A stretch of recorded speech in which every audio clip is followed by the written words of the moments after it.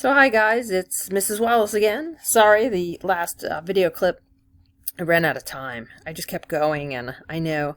So couple of minutes more, and we're just looking at some of the individuals that were maybe significant in the Renaissance, some people that we just didn't get a chance to really to in class, and we did get a chance to look at some art, and we didn't really get a chance to talk about Machiavelli that much, so thought I would just bring it up. It was in the benchmark, and some of you picked Machiavelli and you role-played him during the conference, but he's really interesting, and probably what gets the most attention is his essay known as The Prince. Certainly not the only thing he's written, and historians debate a lot about what Machiavelli's main ideas were, because some of his other writings differ from The Prince. But in any case, if we kind of focus on just this essay of The Prince, there's a few things about Machiavelli, and he is involved and embroiled in, the Medici family and some of the local politics, but, just to kind of outline some of his core ideas, he really has a point of departure that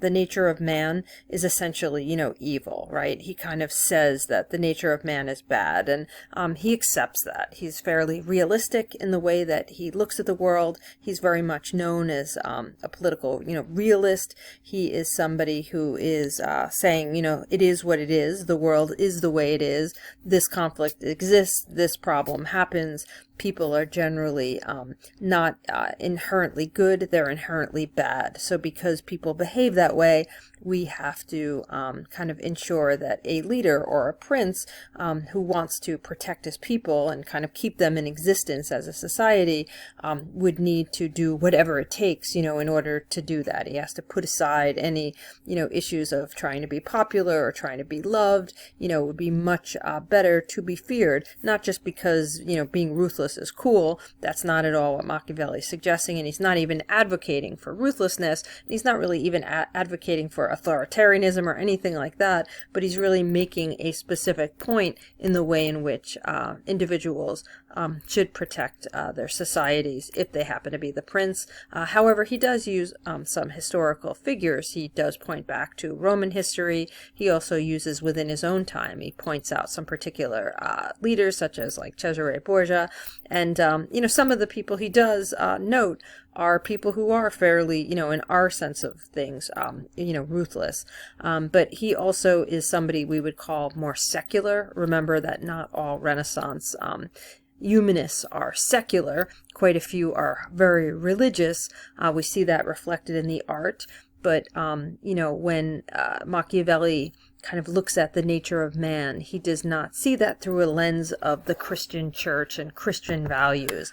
That becomes significant because that's something that becomes very much a key Italian Renaissance note. It will become very different in the Northern Renaissance with the likes of people like Erasmus or Thomas More, who have a much more kind of Christian value system in the way that they see the world. Okay, so that's kind of where we're headed, just to note some of that. So this gives you a little bit of a compare and contrast. And so if we look on this side, what is it that the Italian Renaissance is really about?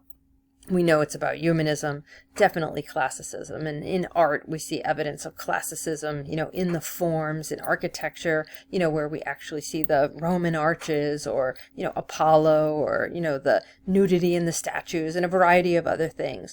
Naturalism in the way in which things are real and move real and some of that. And may even move a little bit more to questioning the church and questioning the way in which church corruption might happen. We may see a lot more secular type activity. So at least we see that with Machiavelli. And if you consider The Prince as an example of something from the Italian Renaissance, right? If Machiavelli was going to make an argument about how to educate rulers, he would suggest that, they should study history. They should look at real world case studies, not kind of pie in the sky, let's be the best leader we can because we'll create a list of, bulleted things of ideal, leaders and then move on that. Machiavelli is much more realistic than that. This is going to be, moving into what is really happening on the ground. The situation is what it is, and, deal with it and kind of go from there. the Northern Renaissance, we see something very, very different. So we did look at some artistic work. I think we looked at the one that was the triptych. It was 3 parts, and it had in the middle a young woman who was kind of like sitting in her living room. She was visited by an angel that was flying through a window. Well, with the Northern Renaissance, we see a lot less classicism in art, and classicism that exists for Northern Renaissance thinkers tends to be very much in text forms. And for some of the Northern Renaissance thinkers, the texts are either classical texts like Plato, or things like the Bible, which is also in its Old Testament form, or referred to as the Hebrew Bible, that is kind of seen as a classical text, something that we'll see Erasmus go back to. Would be like a Bible in like even ancient Greek. There is a kind of this sense of original before Latin Bible.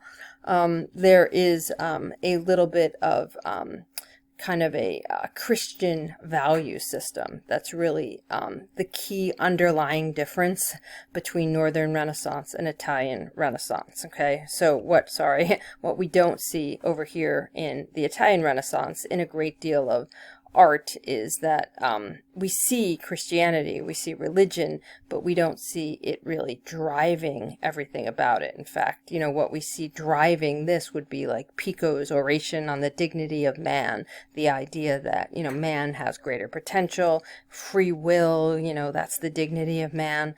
In the case of the Northern Renaissance, there's the example of Thomas More. He will take Plato, who is very much kind of talking about an ideal society. Plato's world is always like the ideal, and he is interested in, a society that's run by philosophers. And Thomas More does a lot of social commentary by creating essentially a Platonic, world that he's going to refer to as utopia. And some of what Thomas More is very interested in is the issues of poverty. So he notices, for example, that people who are stealing bread might get hanged in public. And to Thomas More, that's outrageous because people are hungry. They're stealing bread because they're hungry. They shouldn't be punished. And so there is a commentary that he has about why don't we fix the issue of people being hungry? So Thomas More's social commentary, which is not a political manifesto, it's a fictional story that kind of describes a particular, no place or utopia.